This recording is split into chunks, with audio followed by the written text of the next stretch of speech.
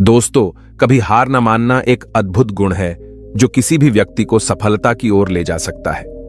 यह वह शक्ति है जो हमें चुनौतियों का सामना करने और अपने लक्ष्यों को प्राप्त करने में मदद करती है।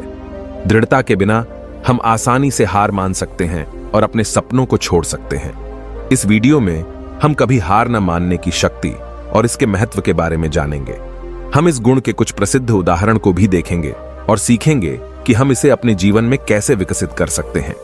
चाहे आप अपने करियर, अपने रिश्तों या अपने व्यक्तिगत विकास में सफल होना चाहते हैं, दृढ़ता आपके पास सबसे महत्वपूर्ण उपकरणों में से एक है। यह वीडियो आपको वह प्रेरणा देगा जो आपको आगे बढ़ने और अपने लक्ष्यों को प्राप्त करने के लिए आवश्यक है। तो आइए इसे आज की बौद्ध कहानी के माध्यम से समझते हैं कि दृढ़ता क्या है और यह हमारे जीवन में कैसे परिवर्तन ला सकती है। एक बार एक बहुत ही दुखी व्यक्ति एक महात्मा के पास आकर कहता है, मैं अपने जीवन से बहुत दुखी हूं। मैं अपने बीवी बच्चों और अपने परिवार को भी खुश नहीं रख सकता। मैं अपने लिए भी कुछ नहीं कर पा रहा। कभी कभी तो मुझे अपनी जिंदगी को खत्म कर देने के भी ख्याल आते हैं। आप इतनी साधनाएं करते हैं, इतनी तपस्या करते हैं, क्या आप मुझे कोई ऐसा मार्ग बता सकते हैं जिससे मैं अपने बुरे वक्त से बाहर आ सकूं? मेरा बहुत बुरा समय चल रहा है। 2 वक्त की रोटी का इंतजाम करना भी मेरे लिए बहुत मुश्किल हो गया है। अब आप ही बताइए कि ऐसे वक्त में मैं जिंदा रहूं तो कैसे रहूं? कैसे अपने परिवार को खुश रखूं? कृपया करके कोई साधारण सा तरीका बताने की अनुकंपा करें ताकि मैं आसानी से समझ सकूं, क्योंकि मैं बहुत पढ़ा लिखा नहीं हूं। अगर आप बड़ी बड़ी ज्ञान की बातें करेंगे तो शायद मैं कभी समझ भी नहीं पाऊंगा। यह सुनकर महात्मा ने मुस्कुराते हुए कहा कि तुम एक काम कर सकते हो मेरा। उसने सामने की तरफ इशारा करते हुए कहा कि उस ऊंची पहाड़ी पर एक मंदिर है और उस मंदिर के पास चींटियों का एक घर है जहां पर हजारों चींटियां रहती हैं।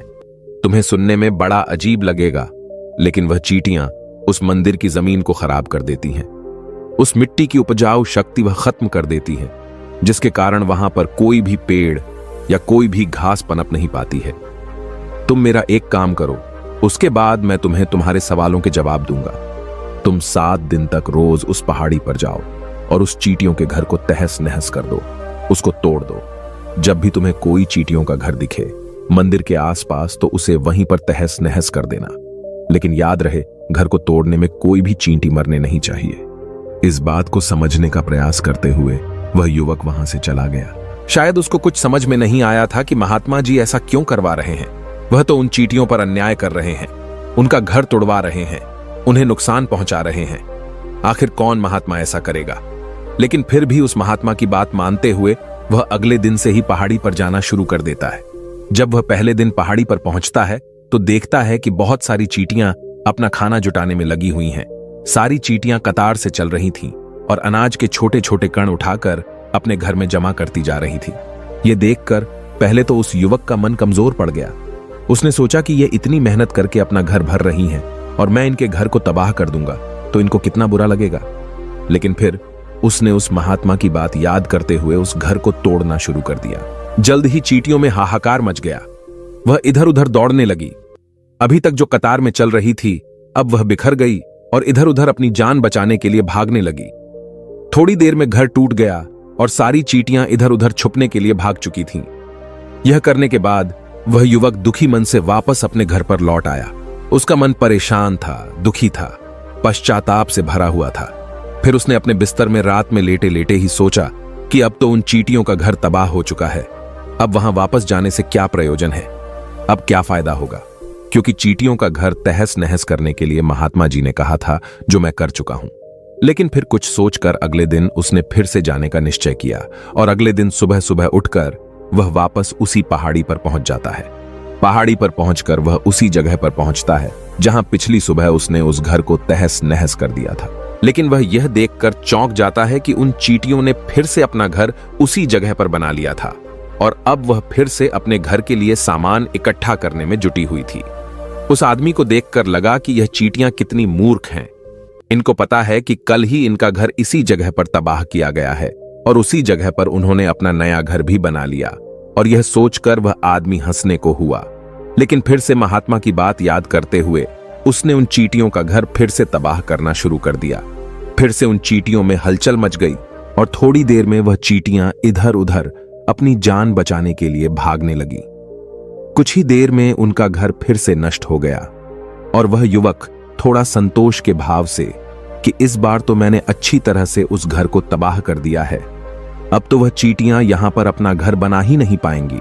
इसीलिए जाने से पहले उसने उस घर पर ठंडा पानी भी डाल दिया ताकि चींटियां वहां पर अपना घर न बना सकें। और इस तरह अपना कर्म पूरा करके वह युवक फिर से अपने घर लौट आया। आज रात में सोते वक्त फिर से वह इंसान यही सोच रहा था कि क्या महात्मा यह सही काम करवा रहे हैं? क्या किसी का घर तबाह करना किसी सिद्ध पुरुष को शोभा देता है? क्या हो अगर वह महात्मा सिद्ध पुरुष हो ही ना? क्या होगा अगर वह मुझे बेवकूफ बना रहे हो? लेकिन फिर उसने निश्चय किया कि मैं अपने काम को पहले पूरा कर लेता हूं, उसके बाद ही पता चलेगा कि महात्मा मुझसे ऐसा क्यों करवा रहे थे। और यही सोचकर वह रात में सो जाता है। अगले दिन सुबह उठकर वह फिर से उसी पहाड़ी की ओर निकल जाता है। पहाड़ी पर पहुंचकर वह उसी जगह पर पहुंचता है जहां पर उसने उनके घर को तबाह कर दिया था, और वह यह देखकर खुश हो जाता है कि वहां पर कोई भी घर नहीं था। सारी चींटियां वहां से भाग चुकी थीं। अब उसने सोचा कि अब मेरा रोज रोज आने का क्या प्रयोजन, क्योंकि चींटियां तो अपना घर बदल चुकी हैं और महात्मा जी ने मुझे 7 दिन आने के लिए कहा था, लेकिन आज तो तीसरा ही दिन है। अब बाकी 4 दिन वापस आने का क्या प्रयोजन? और यही सोचकर उसने निश्चय किया कि यहां से वह सीधा उसी महात्मा के पास जाएगा और उनको यह सारी खबर बता देगा। जब वह वापस मुड़कर उस पहाड़ी से उस महात्मा की कुटिया की तरफ जाने लगा तो उसने देखा तो अचानक उसकी नजर एक और घरौंदे पर पड़ी जो कि चींटियों का ही बनाया हुआ था। मतलब कि वह घरौंदा चींटियों ने ही बनाया था और अब वह चींटियां नए घर में वास कर चुकी थीं। यह नया घर उनके पुराने घर से थोड़ी ही दूरी पर था और जब उस युवक की नजर उस घरौंदे पर पड़ी तो उसने सोचा कि शायद महात्मा को पता था कि यह चींटियां अपना घर यहां से बदलकर किसी दूसरी जगह पर बना लेगी, इसीलिए उन्होंने मुझे 7 दिन आने के लिए कहा था। और यह विचार करके वह उसका नया घर भी तोड़ने के लिए पहुंच जाता है। जब वह वहां पहुंचा तो चींटियां उसी तरह अपने कार्य में लगी हुई थीं। वह अपने लिए खाना इकट्ठा कर रही थी और अपने घर में जमा करती जा रही थी। जो पुराना घर टूटा था वहां भी अनाज के कण बचे हुए थे और चींटियां वहां से भी अनाज इकट्ठा कर करके वापस अपने नए घर में ला रही थी।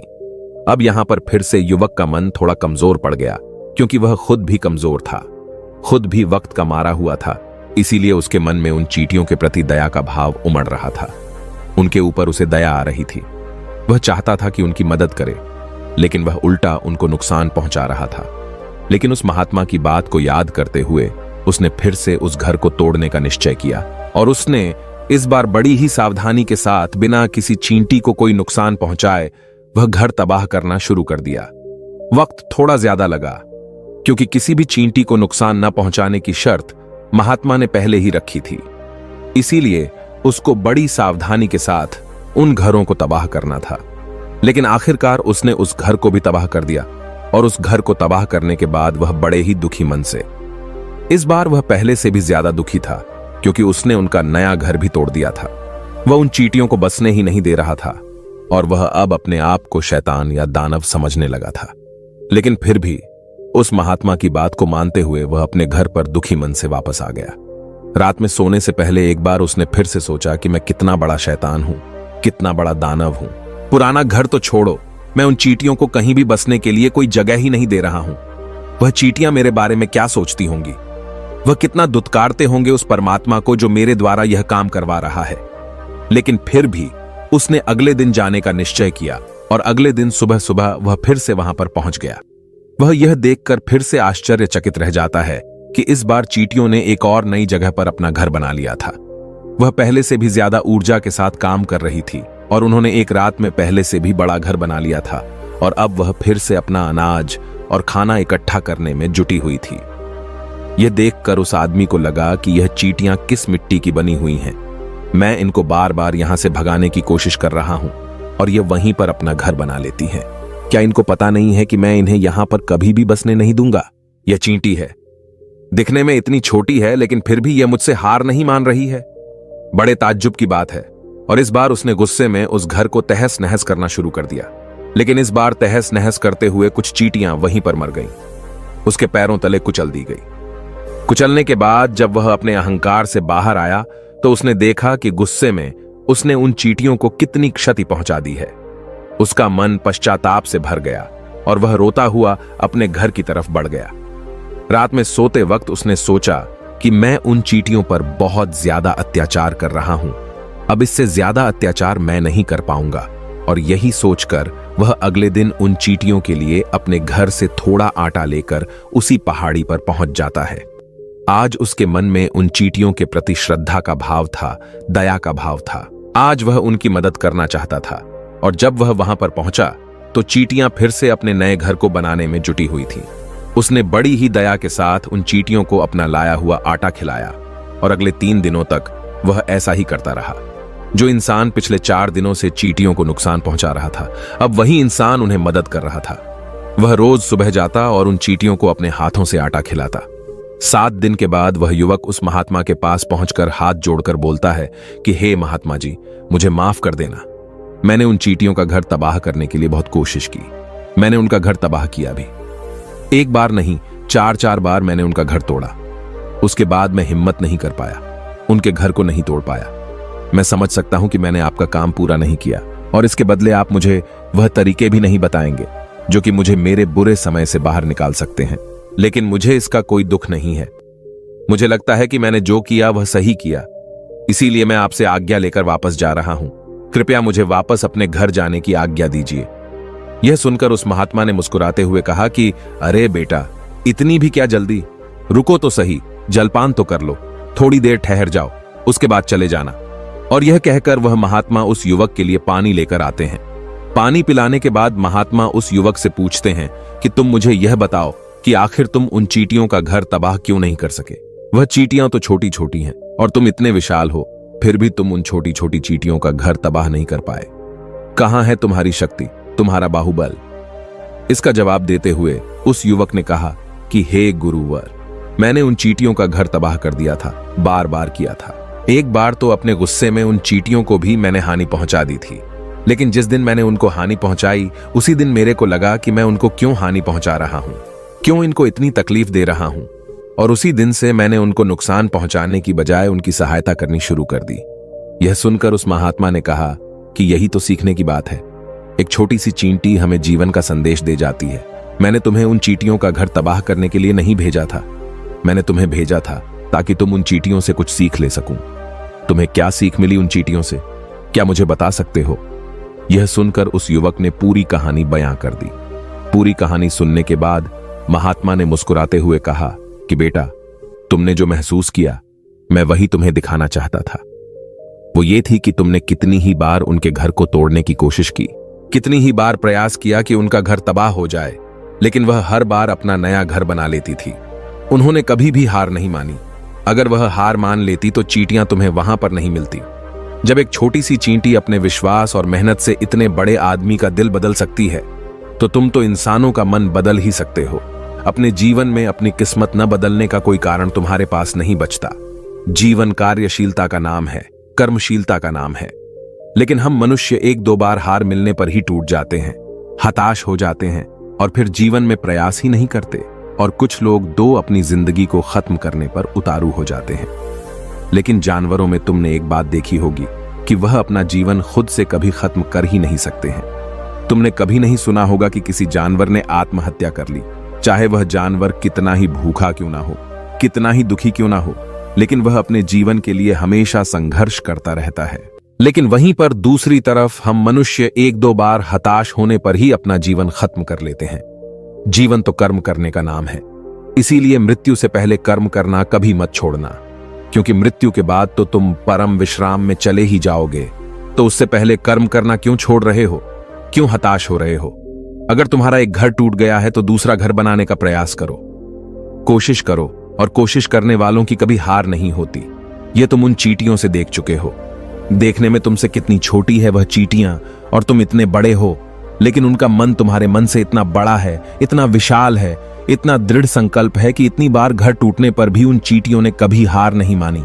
दूसरी सीख यहां से लेने की थी, वह यह थी कि जब भी हमारे ऊपर बुरा समय आता है, हमें लगता है कि यह समय कभी नहीं जाएगा, यह समय मेरे जीवन को बर्बाद कर देगा, मुझे कभी नहीं जीने देगा। और अपने इन्हीं ख्यालों से, जिनका असली